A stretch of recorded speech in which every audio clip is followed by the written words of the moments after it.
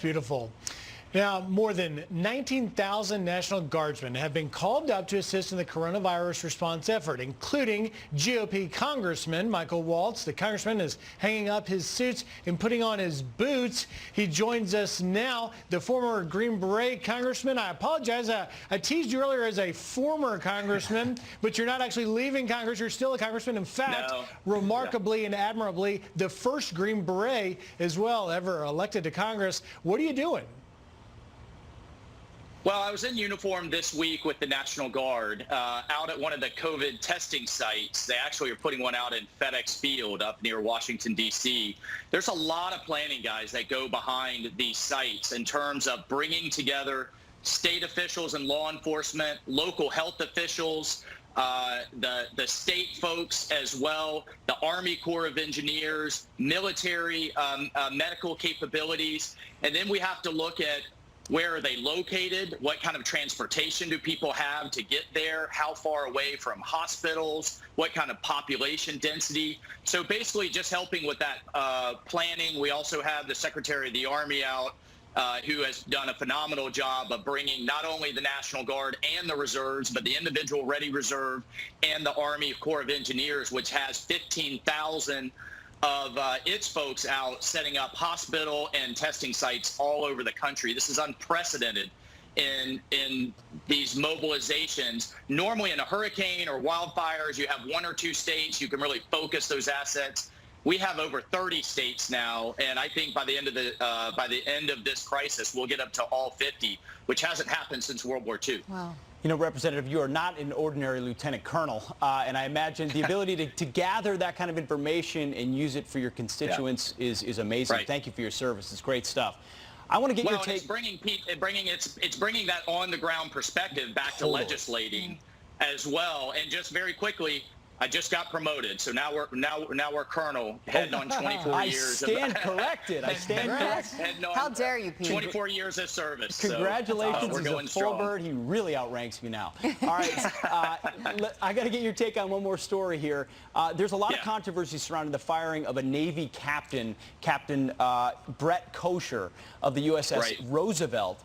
Now, a lot of conflicting information here. He's been moved out of his position. But I've talked to folks close to the situation who feel like, you know, he raised alarms about a port call in Vietnam that if we do this, we're going to bring COVID potentially on the ship. He's in charge of the flagship of this fleet. He's been moved on.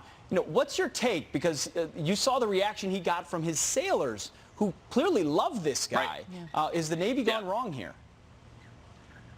Well, this is incredibly difficult because you want, whether you're the CO of a ship or in my case where I've commanded Green Berets, you always want your command team to feel like they can raise the alarm bells if something's going sideways. You want them to be always in a position where they're taking care of their soldiers or their sailors. I think in this case, the Navy had a problem with how he did it, and I have concerns there as well. The fact that it went public so easily. This isn't just a cruise ship. This is a strike group with nuclear weapons on board and nuclear reactors. You can't just abandon the thing, and I don't like that our adversaries, particularly the Chinese, now know that this carrier is sidelined. So, Pete, this is a much bigger issue. I mean, we spend, you know, wearing my congressional hat, billions of dollars defending these assets, missile fleets, different types of ships, and yet with a well-placed bioterror attack, you can take this strategic asset out. I think the other thing it's showing, we have to get